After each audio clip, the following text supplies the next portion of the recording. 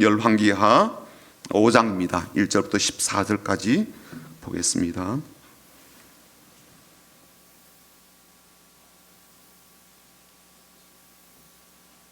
열왕기하 5장이고요. 1절부터 14절까지 보겠습니다.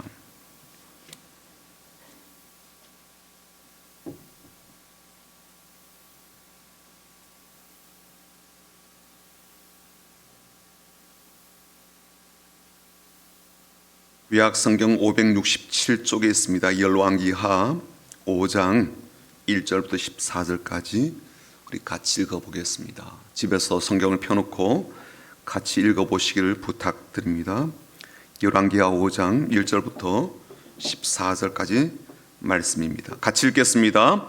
아람 왕의 군대 장관 나아만은 그의 주인 앞에서 크고 존귀한 자니 이는 여호와께서 전에 그에게 아람을 구원하게 하셨음이라. 그는 큰 용사이나 나병 환자더라.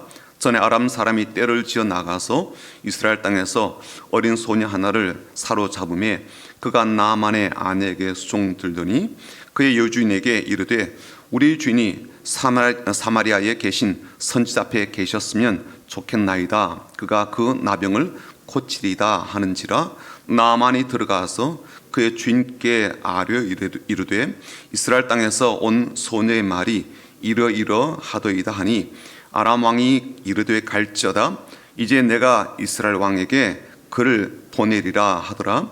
나아만이 곧 떠날새 은 10달란트와 금 6,000개와 의복 10벌을 가지고 가서 이스라엘 왕에게 그 글을 전하니 일렀으되 내가 내 신하 나아만을 당신에게 보내오니 이 글이 당신에게 이르거든 당신은 그의 나병을 고쳐주소서 하였더라. 이스라엘 왕이 그 글을 읽고 자기 옷을 찢으며 이르되 내가 사람을 죽이고 살리는 하나님이냐? 그가 어찌하여 사람을 내게로 보내 그의 나병을 고치라 하느냐? 너희는 깊이 생각하고 저 왕이 틈을 타서 나와 더불어 시비하려 함인 줄 알라 하니라. 하나님의 사람 엘리사가 이스라엘 왕이 자기의 옷을 찢었다 함을 듣고 왕에게 보내 이르되 왕이 어찌하여 옷을 찢었나이까? 그 사람을 내게로 오게 하소서. 그가 이스라엘 중에 선지자가 있는 줄을 알리이다 하니라. 나아만이 이에 말들과 병거들을 거느리고 이르러 엘리사의 집문에 서니 엘리사가 사자를 그에게 보내 이르되 너는 가서 요단강에 몸을 7번 씻으라. 내 살이 회복되어 깨끗하리라 하는지라. 나아만이 노하여 물러가며 이르되 내 생각에는 그가 내게로 나와 서서 그의 하나님 여호와 이름을 부르고 그의 손을 그 부위 위에 흔들어 나병을 고칠까 하였도다. 다메섹 강 아바나와 바르발은 이스라엘 모든 강물보다 낫지 아니하냐?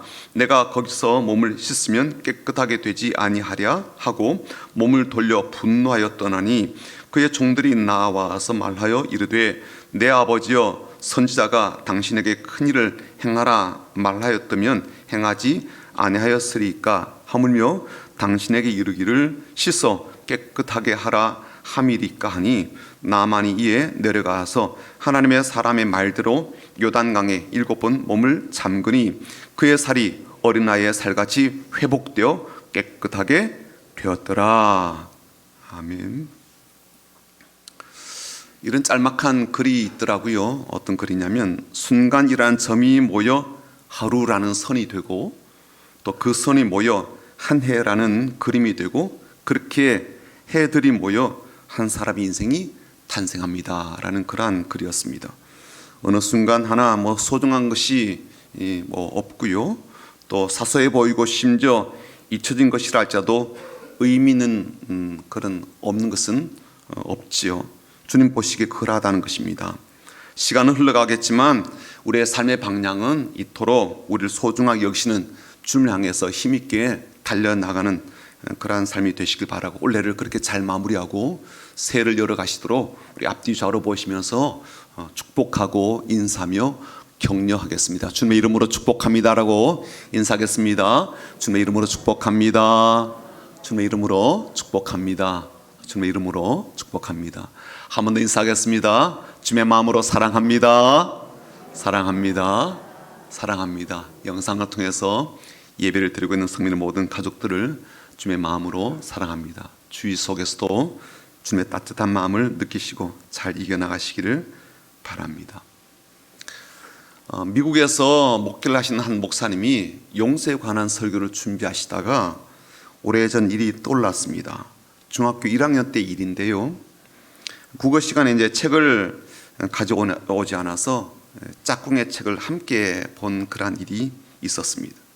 그 모습을 보고는요, 선생님께서 매우 엄한 목소리로 누가 책을 가져오지 않았냐 그렇게 물으셨죠.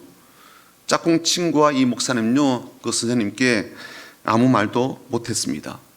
그 당시 목사님은 아주 공부를 잘하는 편에 속하였고요, 그 짝꿍 친구는 공부를 못하는 축에 속하였기 때문에 선생님은 두 번 다시 묻지 않고 들고 있는 막대기로 친구의 머리를 한 대 딱 때린 거예요.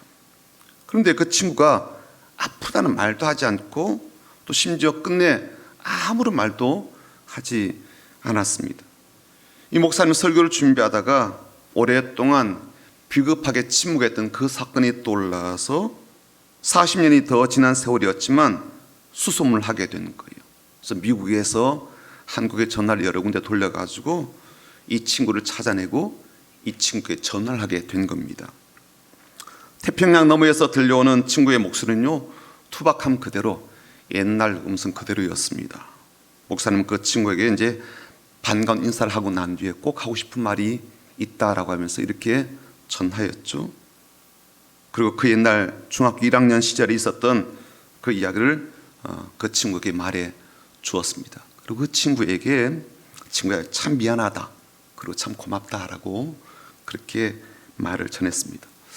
그 이야기를 다 듣고 난 친구가요, 뭐 아무렇지도 않게 들은 것처럼 한국에 오면 꼭 자기를 찾아달라 그렇게 이제 이야기를 했습니다. 같이 밥이라도 먹자라고 이야기를 했죠. 그리고 전화해 주어서 그 일의 이야기를 잊지 않고 자기에게 말해 주어서 고맙다라고 이야기를 하더라는 겁니다. 그날 그 전화를 마친 이제 목사님은요, 설교 준비를 마치고 이런 시를 썼어요. 그 시 제목이 뭐냐면 사람은 향기다라는 책인데 그 식구가 이렇습니다. 소리 없이 떨어지는 꽃잎이라 해도 사연 없는 낙화가 어디 있겠는가. 지천으로 흩어지는 낙엽이라 해도 눈물 없이 물든 잎이 하나라도 있겠는가. 사람이 자기 얼굴을 가지기까지 이겨내지 않은 계절이 무엇이 있겠는가. 마지막 구절 굉장히 크게 마음이 와닿더라고요.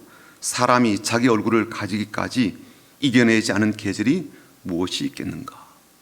그 누구인들 오늘의 내가 이런 나의 얼굴을 가지기까지 아마 무수한 일들을 겪었을 거예요. 많은 환경과 어려움이 있었지 않겠습니까? 각자가 살아온 삶의 얼굴이 있을 거예요. 그 얼굴을 가지기까지 이겨내고 참아오고 살아낸 무수한 시간과 계절이 있었을 것입니다. 그래서 그렇게 살아온 삶의 모습이 참 향기롭다, 그런 내용의 시이죠. 뭐 사실 40년이나 지난 지금에 와서 중학교 1학년 때 했던 자기의 그 일이 뭐 그렇게 문제 삼을 만한 것도 아니고요, 또 지금에 와서 전화해가지고 미안해하다 뭐 그렇게 할 만한 정도의 일도 아닐 겁니다. 그런데도 미국에서 먼 한국의 그 친구를 수소문해서 찾고 전화하고 미안하다라는 것 속에서 우리는 깊은 감동을 느끼게 되죠. 그리고 그렇게 나눈 대화를 통해서 그 사람들의 얼굴이 얼마나 기쁜 모습일까라는 것이 우리 눈앞에 그려지기도 합니다. 이게 사람의 사는 맛 아닐까 싶습니다. 이게 행복 아닐까 싶어요. 사람에게는요, 각기 자기의 얼굴이 있죠. 수많은 시간을 보내며 수많은 일들을 겪으며 또 수많은 환경을 거치며 자연스럽게 이루어진 각자 자기의 얼굴들을 가지고 있습니다. 나만의 삶을 대변하는 나만의 얼굴이 있죠. 그런데 우리는요, 이런 인생의 얼굴, 즉 나만의 얼굴이 있는 게 아니라 당연히 나만의 신앙도 있습니다. 내가 남들의 인생을 살 수 없듯이 그렇게 살아서도 아니 되듯이 나만의 인생이 있는 것처럼 당연히 남을 흉내낸 것이 아닌 또 보여주기 하는 그러한 체면의 신앙이 아닌 나만의 신앙이 있지 않겠습니까? 심지어 이 나만의 신앙이 어떤지 본인이 잘 모른다 할지라도 나의 신앙이라고 하는 것이 각 사람에게는 존재하지 않겠습니까? 그 신앙이 좋은 신앙이든 그렇지 못한 신앙이든 또 깊은 신앙이든 얕은 신앙이든 자랑스러운 신앙이든 아니면 보잘것없는 신앙이든 각자 나름의 신앙의 얼굴을 가지고 있지 않겠습니까? 다니엘은요 자기만의 신앙이 있었습니다. 그가 한 달 동안 바벨론 왕 외에 어떤 신에게 기도하든지 혹은 예배하면 사자굴에 던져질 것이다 라는 법이 제정되었죠. 그걸 알고도 이게 자기를 죽이기 위한 이들의 작당이라는 것을 알고도요 그는 기도를 멈추지 않습니다.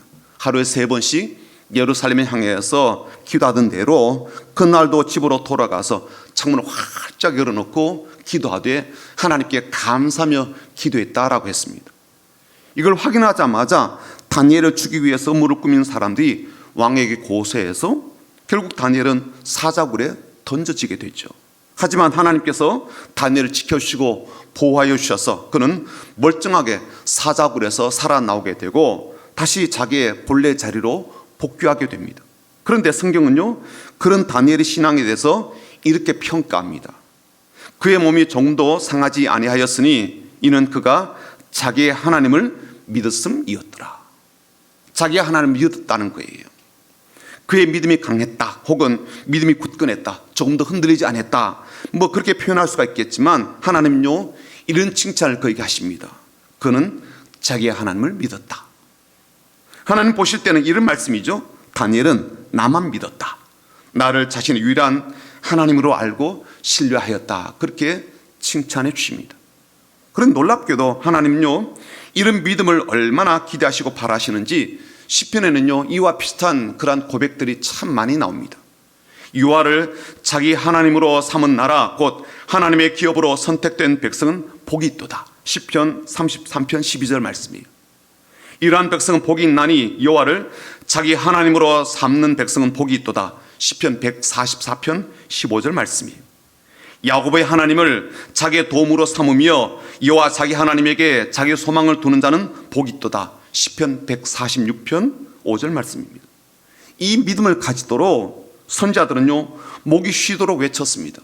그래서 이사야 선지자는 이렇게 선포하였는데 너희 중에 여호와를 경외하며 그의 종의 목소리를 청종하는 자가 누구냐? 흑암 중에 행하여 빛이 없는 자라도 여호와의 이름을 의뢰하며 자기 하나님께 의지할지어다 라고 선포했습니다. 예레미야 선지자는요 이런 믿음을 저버리고 자기 길로 간 이스라엘 백성들을 바라보고 탄식의 눈물을 흘리며 이렇게 외쳤습니다. 그런데 이스라엘 족속아 마치 아내가 그의 남편을 속이고 떠나감 같이 너희가 확실히 나를 속였느니라. 여호와의 말씀이니라. 소리가 헐벗은 산 위에서 들리니 곧 이스라엘 자손이 애곡하며 간구한 것이라. 그들이 그들의 길을 굽게 하며 자기 하나님 여호와를 잊어버렸음이로다. 자기 하나님을 잊어버렸대요. 그래서 오늘은요 아람 사람 나만 이야기를 여러분과 함께 나누고자 합니다. 나병에 걸렸던 나만이 낫게 된 기적의 사건으로 잘 알려진 그러한 이야기이지만 오늘은요 그가 가지게 된 믿음, 즉 그가 하나님 향해 가지게 된 자기의 신앙에 대해서 우리가 좀 살펴보려고 합니다. 오늘 읽은 그 아래를 보게 되면요 나만이 치유를 받고 이제 자기 고국으로 돌아가기 전에 그가 보이겠다고 결심한 신앙적 내용들이 나오거든요. 신앙적 행동들이 어떤 것인지를 본인이 이렇게 고백합니다. 그 다짐이 참 놀라워요. 17절 한번 보십시오. 17절입니다. 한번 같이 보겠습니다. 17절인데 같이 읽어보죠. 시작. 나만이 이르되 그러면 청하건대 노새 2마리의 실을 흙을 당신의 종에게 주소서. 이제부터는 종이 번제물과 다른 희생 제사를 여호와 외에 다른 신에게는 드리지 아니하고 다만 여호와께 드리겠나이다. 자신은 이제 오로지 이스라엘 하나님 참 신이시고 참 하나님신 당신만 섬기고 예배하겠다 그렇게 말을 합니다. 하나님은 오로지 하나님 한 분밖에 없다는 거예요. 그리고 또 다른 한 가지 아주 사소해 보이는 것인데요 이것마저도 하나님 앞에서 긍휼을 구하고 자비를 구하는 내용이 나옵니다. 18절이에요. 18절 한번 볼까요? 오직 한 가지 일이 있사오니 여호와께서 당신의 종을 용서하시기를 원하나이다. 곧 내 주인께서 림몬의 신당에 들어가 거기서 경배하며 그가 내 손을 의지하심에 내가 림몬의 신당에서 몸을 굽히오니 내가 림몬의 신당에서 몸을 굽힐 때 여호와께서 이 일에 대하여 당신의 종을 용서하시기를 원하나이다 하니. 고국으로 돌아가게 되면 이제 왕과 함께 늘 이제 신당에, 우상을 섬기는 신당에 들어가게 되는데, 왕이 자꾸만 자기를 의지하니까 왕이 허리 굽혀 그 우상에게 절하게 될 때 본인도 자연스럽게 같이 할 수밖에 없더라는 거예요. 그걸 하나님께 용서를 구하는 그런 내용입니다. 이게 하나님께 보일 모습이 아니기 때문에 자비를 구합니다라는 그런 내용이에요. 우린요, 이런 고백 속에서 나만만의 신앙이 어떤 것인지를 살펴보게 되고 깨닫게 됩니다.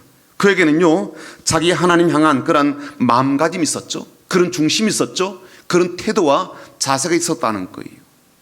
우리가 놀라게 되는 것은요, 이런 신앙을 가지게 되었다는 것도 있지만 실은 이 사람이요, 하나님을 향한 이 믿음에 노출되어 있는 이스라엘 사람이 아니었다는 거예요. 아람 사람이었다는 거예요. 우상숭배에 쩔어 있는 아람 나라의 사람이었던 거죠. 게다가 지금의 이스라엘은요, 아람 나라에 찍소리하지 못할 정도로 그렇게 눌려 있습니다. 그만큼 아람이 강성하기도 하고 반대로 이스라엘은요, 허약함의 이 대명사로 불려질 정도로 그렇게 소국이 되어버렸거든요. 그런데 강한 내 나라의 신을 섬기겠다 그렇게 하지 않고 우리의 밥이고 우리의 발 아래에 있는 그런 나라의 신을 내가 이제부터 이런 충성심으로, 이런 마음가짐으로 예배하고 섬기겠다, 그런 그 자체가 얼마나 놀라운 일입니까? 나보다 약하고 못 사는 나라의 신을 내가 절대적으로 모시겠다, 살겠다, 그런 신앙의 확고함이 얼마나 그의 믿음이 출중하고 강한지를 잘 보여주는 대목 아니겠습니까? 자, 그렇다면 나만이란 이 사람이 그런 신앙적 변화를 겪게 된 이유, 그런 믿음을 가지게 된 이유는 무엇일까라는 것을 좀 생각해 보려고 합니다. 그런 외에 이스라엘 민족이 섬기던 그 하나님을 이젠 자기의 하나님, 유일한 하나님으로 섬기겠다라고 절대적인 충성을 맹세하고 있습니까? 첫 번째 이유는 뭐냐면 자신의 인생 속에서 일하신 하나님의 은혜 때문입니다. 1절 한번 보시죠.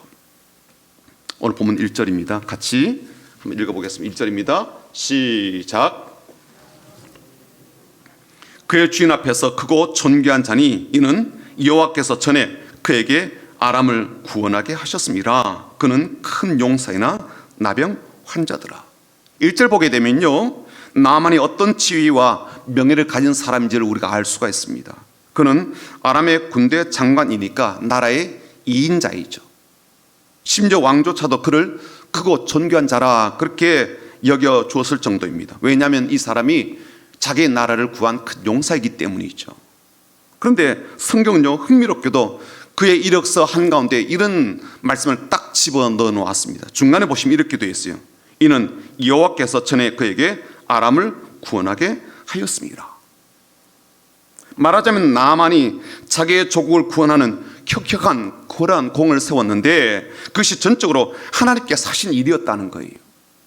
이건요, 나만이 꿈에도 생각하지 못한 일이고 심지어 왕과 그날의 백성들조차 생각지 못한 일이죠. 나만이 하나님을 알지도 못하고 심지어 그분이 자신을 위해서 이토록 놀라운 일을 행하신 것을 알지도 못하였지만 하나님은 그에게 혹은 그를 위하여 일하고 계셨다는 거예요. 아마 자신은요, 본인의 능력이 출중해서 아니면 우리나라의 군사력이 강해서 전쟁에서 승리했고 그 때문에 여기 이 자리까지 올랐다라고 그렇게 생각했을 겁니다. 그러나 실상은 그렇지 않았다는 거예요. 철저하게 하나님의 개입하심 때문이었고 일하심 때문이었습니다. 특히 저는요, 소름이 돋는 부분이 뭔가 하면 아람이 침략하고 괴롭히던 대상 중에 하나가 바로 이스라엘 아내예요. 그렇다면 하나님이 나만을 위해서 놀라운 일을 행하시게 될 때 하나님의 백성이라고 여겨지던 사람들이 고통을 당하는 일들까지 허용하시면서 개입하셨다는 거예요. 그러니 이런 일들을 종합적으로 판단하게 되는 우리들뿐만 아니라 당사자인 나만조차도 죽었다 깨어나도 이 일들을 하나님께서 나의 삶에 개입하시고 간섭하셔서 일하셨다는 것을 깨닫지 못하죠. 어쩌면 이런 일들은요, 나만과 아람 사람들에게만 일어나는 그러한 일이 아니라 오늘 우리들에게서도 흔히 볼 수 있는 일들 아닐까 싶습니다. 올해 한 해만 두고 보더라도 하나님께서 내 삶에 개입하신 일들이 얼마나 많겠습니까? 하나님께서 역사하셨지만 내가 알지 못하고 인지하지 못한 일들은 없을까요? 지난 그 모든 일들이 내가 열심히 해서, 내가 잘해서, 내가 좋은 계획과 방법을 고안해내어서 그렇게 되었을까요? 어떤 분들은 이렇게 이야기할지 모릅니다. 아니 목사님, 원래 뭐라도 좋은 일이 있어야죠. 좋은 일들이 하나도 없는데 무슨 하나님의 개입하신 은혜이고 또 일하신 은혜라고 말을 합니까? 그렇게 말할지 모르겠습니다. 맞아요. 그럴 수 있지요. 나아지고 좋아지고 뭐 돈을 벌고 생활 형편이 또 좋아지고 열려지고 해야 그렇지 하나님이 일하셨지라고 그렇게 동의하고 인정할 수밖에 없지 않겠습니까? 하지만 우리들의 삶에서요, 올 한 해 동안 더 나빠지지 않게 된 것도 있지 않겠어요? 나아지고 좋아진 것은 없다 할지라도 별로 좋은 것이 없다고 하는 그런 정도의 삶을 지탱하도록 개입해 주신 것은 없을까요? 이렇게 살기가 어렵다고 하는데 물가가 폭등하고 대출금리가 가정경제에 목을 조르고 있는 그러한 상황에서 1년을 그럭저럭이라도 살아낼 수 있도록 하게 하신 것은 전적으로 내가 잘해서 혹은 내가 아껴서 내가 열심히 해서 그렇게 살아낸 것일까요? 정말 그렇게 생각하십니까? 아마 나만은요, 제가 나음을 얻고 나서 그동안의 삶에 대한 되돌아봄이 있었지 않겠습니까? 그리고 그는 그간의 수많은 전투와 전쟁에서 승리하게 되고 또 군대 장관에 이르게 되며 큰 용사로 불려지기까지 그렇게 된 모든 과정에 하나님의 구원하심과 하나님의 일하심을 깊이 깨닫게 되었지 않겠습니까? 나만이 이렇게 그만의 신앙을 가지게 된 것은요, 하나님께서 자기가 알지 못하던 순간과 상황에도 그를 위해서 일하신 은혜를 깨닫게 되었기 때문입니다. 두 번째, 나만이 그런 자신만의 믿음을 가지게 된 이유는요, 질병을 통해서 하나님께로 이끌어주시는 은혜 때문이었어요. 모든 것이 풍족하고 부유하고 인생의 최고의 자리까지 오른 나만에게 가장 치명적인 것이 질병이었습니다. 죽을 병은 아니었는데 모든 사회적 관계에 종말을 가져오는 그런 질병이었죠. 그리고 자신이 가지고 있는 모든 것들에 대한 허무함을 가져오는 질병이었습니다. 본문에는요, 나병이라 그랬지만 왕에게까지 나갈 수 있는 정도였던 것을 보게 될 때 아마 전염성이 없는 피부 질환으로 볼 수가 있을 겁니다. 그것이 뭐 아토피 정도의 피부병이 아니라 아랍 나라에서는 도무지 치료가 불가능한 그러한 정도의 질환이었기 때문에 매우 심각한 질병이었다는 것을 알 수가 있습니다. 그리고 나만에게 그 질병은요, 육체적인 죽음을 고하는 것은 아니지만 정치적으로 사회적으로 모든 관계에 있어서 사망 선고와 같았을 것입니다. 그리고 그런 상태에서는 자신이 갖고 있는 모든 것이 그야말로 무의미하게 여겨지는 상태였지 않겠습니까? 하지만 오히려 그 질병으로 인하여서 나아만은 하나님을 알게 되고 하나님께 나가게 되고 그리고 그 하나님께로부터 놀라운 치유를 경험하게 되면서 비로소 하나님의 존재를 인정하게 되었습니다. 그리고 이젠 그 하나님만 믿겠다고 고백하는 그만의 신앙을 가지게 되었습니다. 하나님은요, 역설적이게도 질병을 통하여 나만으로 하여금 하나님을 찾도록 하셨습니다. 그러므로 질병은요, 나만에게 선물이기도 한 것이었죠. 하나님 만나게 된 중요한 동기가 되었기 때문입니다. 저는 이 사실이 오늘 우리들에게도 매우 중요한 교훈이 되고 은혜로운 소식이 된다고 여겨집니다. 우리 가운데는 원래 질병에 노출이 된 사람, 그리고 그 상태가 정말 심각한 분들이 꽤 됩니다. 질환의 소식은요, 우리를 절망케 하기도 하고 희망을 앗아가기도 하고요, 심지어 우리의 중심과 삶의 걸음을 크게 흔들어 놓기도 합니다.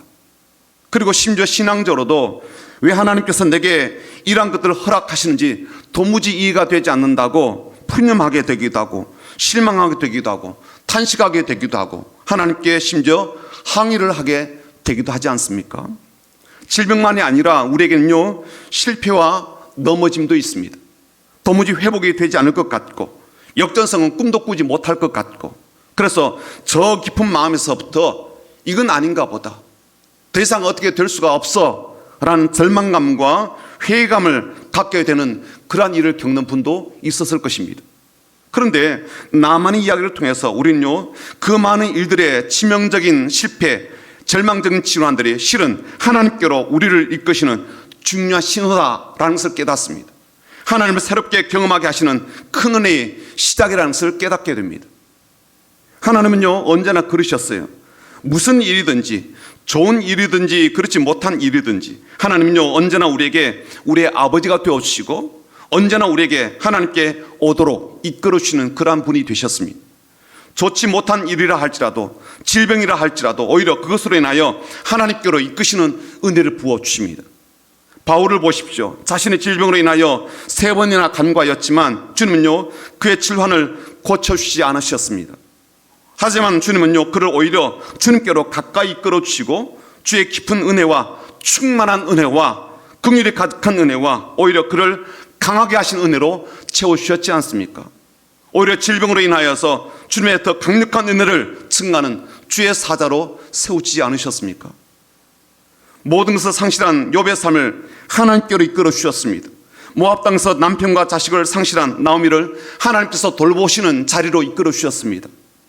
가나안 땅에 들어가지 못하고 지척에서 바라보며 느보산에서 생명을 다한 이 모세를 하나님은 하나님 나라로 이끌어 주셨습니다. 귀신 들린 아들로 말미암아 오히려 그 아버지를 놀라운 능력의 주님께로, 믿음을 주시는 주님께로 나오도록 이끌어 주신 분이 우리 예수님이셨습니다. 그 주님은 지금도 우리의 삶에서 일어나는 갖가지 어려움, 힘겨움, 아픔, 슬픔을 통하여 오히려 주님께로 우리를 이끌어 주시는 은혜를 베풀어 주십니다. 그 은혜를 경험한 이들은요, 한결같이 그 주님 향한 자신만의 신앙을 고백하지 않습니까? 세 번째, 나만이 그런 자신만의 믿음을 가지게 된 이유는 뭘까요? 사람을 통해서 하나님을 붙잡도록 도우시는 은혜 때문입니다. 나만이 치유를 받게 되는 과정에서 결정적인 역할을 한 사람들이 있습니다. 한 사람은요, 나만의 집에서 일하던 여종이었어요. 이 여자 노예는 이스라엘 땅에서 포로로 붙잡혀 온 것 같습니다. 하지만 이 여종은요, 나만의 부인에게 매우 중요한 정보를 들려주게 되죠. 그것은 자기 나라 이스라엘에는 하나님의 사람이 있어서 그 선자가 자기 주인의 병을 고칠 수 있다라는 정보를 주게 됩니다. 이 말을 들은 나만의 부인은요, 당장에 남편에게 달려가서 그 이야기를 들려줬고 즉시 그 남편 나만은요, 지푸라기라도 붙잡는 심정으로 왕에게 나아가서 내가 이스라엘로 가서 병을 고쳐야 되겠다 이야기를 하게 되죠. 그러므로 이 여종이 아니었다면 나만에게 일어난 이 이적과 나만이 가지게 된 그 믿음은요, 일어날 수 없는 일이 되었을지 몰라요. 또 다른 조력자들은 나만의 집에서 일하던 남종들입니다. 이들은요, 나만과 함께 이스라엘까지 건너간 사람들인데 이들이 나만이 엘리사가 자기에게 나와보지 않고 요단강에 가서 7번 몸을 씻으라라는 말을 듣고 나서 화가 나서 고국으로 나 돌아가겠다 그랬을 때 간곡하게 말린 사람들입니다. 그들은요, 주인에게 이렇게 설득하죠. 아니 주인님, 선자가 이것보다 더 큰 일을 시켰더라도 하지 않았을까요? 그런데 그냥 강물에 들어가서 씻으라라고 하는 것을 왜 하지 않겠다고 화를 내십니까? 여기까지 와서 자존심을 내세울 것은 아니지 않습니까? 설사 그렇다 할지라도 최소한 선자가 말한 대로 해보고 그러고 나서 화를 내든 고국으로 돌아가든 해도 늦지 않습니다. 손해볼 일은 아니지 않습니까? 그렇게 설득을 해요. 그들이 나만과 그렇게 동행한 것을 보면, 그리고 나만에게까지 이렇게 설득하는 것을 보게 되면 그들이 매우 충성스럽고 주인을 무척 사랑하는 종들이었다라는 것을 알 수가 있습니다. 결론적으로 보면요, 나만에게 이런 조력자들, 즉 신실하고 마음이 깊은 종들이 없었다면 그는요, 나병을 안고 다시 아람으로 돌아갔을 거예요. 그러므로 이 사람들이 나만에게는요, 하나님께서 베푸신 은혜이지요. 그동안은 그들은 그에게 종이었을 뿐일지 몰라요. 그러나 실제로 하나님이 그에게 보내신 사자와 같은 그런 존재들이었습니다. 이들이 한 중요한 역할이 무엇이었어요? 자기의 주인이 선자를 찾아가게 하고 선자의 말을 듣게 하는 역할을 하였습니다. 나만이 하나님을 붙잡게 하는 그 일을 이 종들이 조력자로 도와주었던 거예요. 여러분, 우리에게도 그런 존재들이 있지 않습니까? 우리에게도 하나님께서 주시는 사람들이 있습니다. 이 여종과 이 남종들과 같은 역할을 하는 사람이 저는 목회자고 교사들이고 구역장과 지역장들이라고 생각합니다. 우리에게 귀중한 믿음의 말들을 들려주는 사람들이죠. 나로 하여금 하나님 붙잡도록 도와주는 사람들입니다. 이처럼 나만의 종들과 같은 일들을 하는 사람들이죠. 그런 이들을 통해서 하나님은 지금도 은혜를 베푸신다는 거예요. 제가 어제 우리 인도에 속해 있는 공항 성산교회에 가서 원로 목사 추대 감사 예배에 참석하고 돌아왔거든요.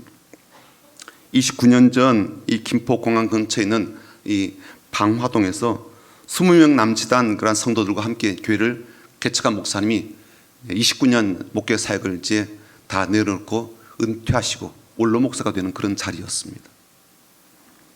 여러 가지 순서들이 참 감동이 있었어요. 또 깊은 생각을 하게 되었는데요.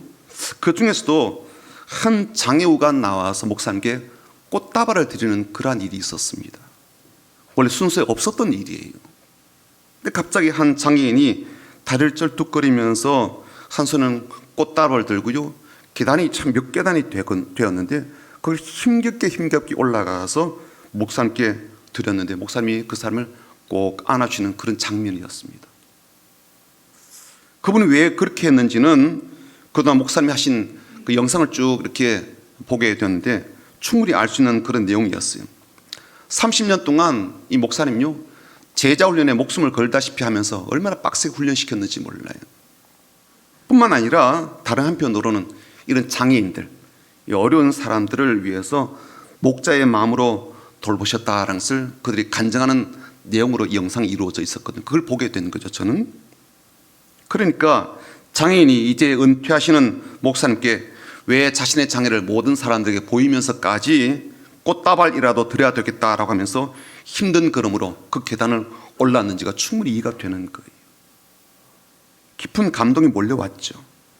목사님을 통해서 비록 장애를 안고 살아있는 자신의 삶을 붙들으시는 하나님의 은혜가 그 자리에 막 부어지고 있구나라는 것이 저에게도 느껴졌습니다. 그 모습 보는데요, 제 마음이 참 먹먹하더라고요. 하나님 지금도 사람을 통해서 여러분의 삶을 붙들어주는 은혜를 베풀어 주고 계십니다. 그렇게 붙들어주는 은혜를 경험한 사람들이 하나님 앞에 자신의 믿음을 고백하지 않겠습니까? 그만의 감사함이 담긴 신앙적인 반응과 표현들을 하지 않겠어요? 사람에게도 하는데 하나님께 왜 하지 않겠냐고요. 네 번째 마지막으로 나만이 하나님 향하여 자신만의 믿음을 가지게 된 이유는 뭘까요? 순종의 과정을 통해서 하나님의 기적을 경험하게 하는 은혜 때문이었습니다. 하나님은요 나만의 병을 치유해 주시기 위해서 요단강에서 몸을 씻는 방법을 준비해 두셨어요. 그리고 그 방법을 엘리사를 통해서 나만에게 들려주셨죠. 그런데 왜 하필이면 나만에게 이런 방법을 제시하셨을까요? 예물을 드리라 그랬으면요 나만은 이미 준비한 예물을 잔뜩 가져갔으니까 드렸을 거예요. 기한을 정해놓고 금식 기도해라 그랬으면요 본인이 기꺼이 그렇게 했을 겁니다. 아니면 어떤 약재가 좋다 그렇게 하면서 그걸 먹거나 바르라 그랬으면요 나만은 그렇게 했을 거예요. 그런데 왜 하필이면 요단강에 가서 몸을 7번 씻으라 그러셨을까요? 그건요 그 일이 나만에겐요 무의미하게 보이는 일이었기 때문입니다. 아니나 다를까 나만이 엘리사로부터 이 말을 듣자마자 막 반응을 이렇게 보이거든요. 11절과 12절 보십시오. 어떤 반응입니까? 나만이 노하에 물려가며 이르되 화가 났어요. 뭐라고 이야기합니까? 내 생각에는 그가 내게로 나와서서 그의 하나님 여호와의 이름을 부르고 그의 손을 그 부위 위에 흔들어 나병을 고칠까 하였도다. 12절 다메섹 강 아바나와 바르발은 이스라엘 모든 강물보다 낫지 아니하냐? 내가 거기서 몸을 씻으면 깨끗하게 되지 아니하랴 하고 몸을 돌려 분노하여 떠나니. 화가 잔뜩 난 거예요. 나는 최소한 하나님이라면, 그리고 엘리사가 하나님의 선자가 맞다면 내게 와서 안수를 하든지 하나님의 이름을 부르며 기도하든지 그랬을 것이라고 기대했다. 그런데 이게 뭐요? 요단강에 가서 몸이나 씻으라고? 아니 내가 몸을 씻지 못해서 여기까지 온 줄 알아? 강으로 치면 내 조국 강들이 더 깨끗하고 더 좋아. 씻을 물이 없어서 내가 여기까지 온 줄 알아? 나만에겐요, 이 일이 어려워서가 아니라 무의미해 보여서 안 하겠다는 거예요. 따르면 순종할 가치가 없어 보이기 때문입니다. 해보았자 결과가 달라질 것이 없다라고 여겨졌기 때문에 안 하겠다는, 그리고 화를 내는 겁니다. 그렇게 해서는 내가 원하는 결과를 얻지 못할 것이라고 생각되었기 때문이죠.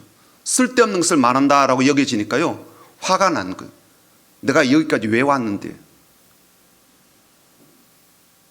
이 방법은요, 자신에게 무가치해 보였기 때문입니다. 여러분, 우리가 때때로 하나님 말씀에 순종하지 않게 되는 것은요, 그 일이 어려워서가 아니라 무의미하다, 무가치하다, 무익해 보여서 그런 것 아닐까요?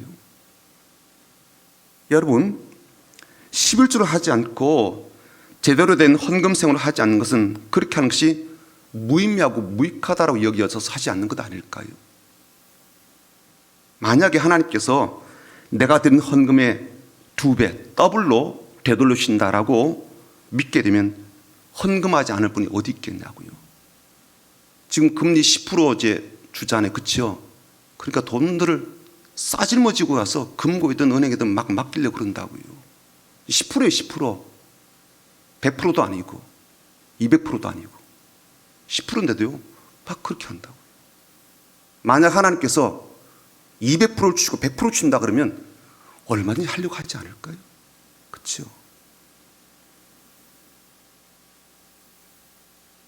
기도도 마찬가지입니다. 하나님께서 2달 안에 반드시 나를 주신다, 그렇게 믿으면요, 기도를 하지 않게 여길 사람이 누가 있겠습니까? 봉사하는 것, 섬기는 것, 확장도 마찬가지요. 사랑하는 것, 무엇이든 하나님 말씀대로 따라하는 것, 사는 것에 대해서 하나님께서 분명하게 복을 주시고 응답을 주신다, 그러한 믿음이 있으면요, 그 일들을 무의미하게 여길 수가 없는 거죠. 무가치하게, 무익하게 생각할 사람은 아무도 없을 거예요. 나만이 엘리사의 말을 듣게 되었을 때요, 그는요, 무의미하게 생각한 거예요. 무익하다, 무가치하다. 그래서 화가 바짝 난 겁니다. 자기 종들의 말을 듣기까지는요, 그런 마음을 가졌어요. 그러나 종들의 말을 듣고 그렇게 해보기로 마음을 바꿔먹었습니다. 하지만 그가 7번째까지 자신의 몸을 담그기까지는요, 그 어떤 변화도 자신의 몸에 나타나지 않았죠. 그의 몸의 치료에 놀란 기적이 일어난 것은 그가 7번째 몸을 담그고 씻을 때였습니다. 완전한 순종이 되게 되었을 때 그의 삶에 하나님은 치료의 기적을 베풀어 주셨죠. 하나님은요, 엘리사의 안수가 아니라 다른 약재를 통해서가 아니라 나만의 온전한 순종을 통해서 그의 삶에 놀라운 치유의 은혜를 베풀어 주셨습니다. 그가 평생 잊을 수 없는 믿음의 과정과 순종의 과정을 배우게 되었죠. 저는 나만이 병에서 나음을 얻었다는 것보다도 그가 이 과정에서 배운 순종의 교훈이 훨씬 더 값진 은혜이자 선물이었다라고 여깁니다. 자신이 순종하여서 하나님이 자신에게 은혜를 베푸시는 그런 것을 경험한 그가 그만의 신앙을 고백하는 것은 너무나도 자연스러운 일이 아니었겠습니까? 자신의 순종을 자랑하는 신앙이 아니라 순종의 과정을 통해서 하나님이 믿음을 보시고 어떻게 치료하시고 회복시키시고 복을 주시는지 간증하는 자기만의 신앙을 가지게 되었지 않겠습니까? 사랑하는 성도 여러분, 하나님은요, 지금도 동일하신 하나님이십니다. 엘리사의 하나님이 나만의 하나님이시고요, 그 하나님이 오늘 우리의 하나님이시기도 합니다. 다만 하나님은요, 엘리사에게는 하나님 향한 엘리사만의 신앙을 기대하시고 나만에게는요, 나만만이 드릴 수 있는 그러한 그만의 신앙을 기뻐하시며 오늘 우리들에게는 우리들 각자가 하나님께 드리는 각자의 신앙을 그토록 원하십니다. 그 신앙을 위해서 하나님은 지금도 우리가 알지 못하는 순간에도 우리를 도우시고 우리의 삶에 개입하시며 함께 하십니다. 질병이든 실패이든 어떤 어려움이든 어떤 문제이든 그런 것들을 통해서 더욱더 하나님께로 가까이 이끄시는 은혜를 베풀어 주십니다. 주변의 사람들을, 하나님의 사람을 통하여서 우리를 더욱더 하나님 힘있게 붙잡도록 은혜를 베풀어 주십니다. 지금도 우리에게 하나님의 말씀에 따르는 온전한 순종을 하게 하셔서 하나님께서 주시는 복과 귀한 기적들을 경험케 하십니다. 이런 귀한 은혜를 통하여 나만의 분명한 신앙을 품고 하나님께 예배하며 복되게 살아가고 올 한 해도 잘 마무리하되 새해는 이 믿음으로 이 은혜를 따라서 힘있게 달려나가는 귀한 믿음의 용장들 사람 다 되시기를 주님의 이름으로 축복합니다. 아멘.